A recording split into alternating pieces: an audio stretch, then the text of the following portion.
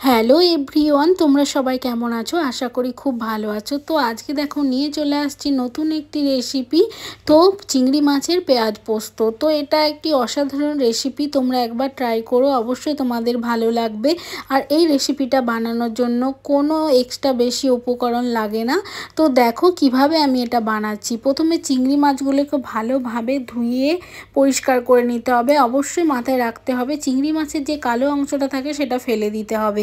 এরপর দেখো লবণ আর হলুদ দিয়ে আমি ভালোভাবে মাছগুলোকে ম্যারিনেট করে 10 মিনিট মতো রেখে দেবো। এরপর কড়াইতে সর্ষের তেল গরম করে মাছগুলোকে একে একে দিয়ে দিচ্ছি। তো একটা কথা মাথায় রেখো যে এই রান্নাটা কিন্তু সর্ষের তেলে করলেই বেশি ভালো টেস্ট হবে।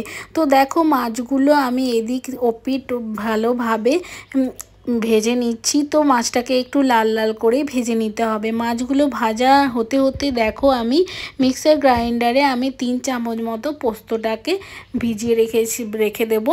এরপর বেটে নেব।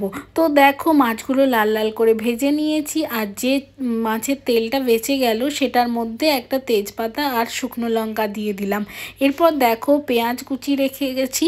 তো পেঁয়াজ কুচিটা খুব বেশি পাতলা না কাটলেও চলবে।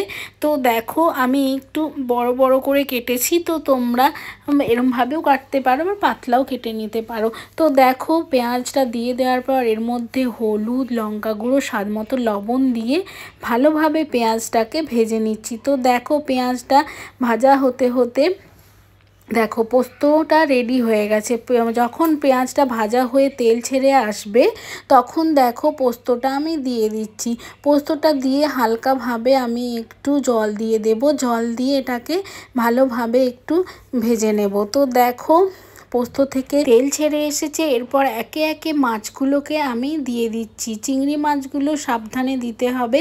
তো দেখো দিয়ে ভালোভাবে আমি নাড়িয়ে নিচ্ছি। এরপর আমি ফুটিয়ে নেব 10 মিনিট মতো, যতক্ষণ না জলটা একটু কমে আসছে। অবশ্যই তার মাঝে তোমাদেরকে লবণটা একটু চেখে নিতে হবে। আমার একটু কম পড়েছিল, আমি দিয়েছি।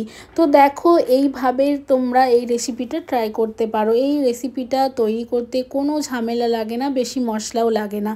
তো বাঙালিদের মোস্ট ফেভারিট হচ্ছে পোস্ত। তো পোস্ত যাতেই দাও না কেন তাতেই ভালো লাগবে। তো দেখো এইভাবে তোমরা চিংড়ি পেঁয়াজ পোস্ত রেডি করতে পারো আর গরম ভাতের সাথে পরিবেশন করতে পারো। আশা করি তোমাদের আজকে রেসিপিটা খুব ভালো লেগেছে।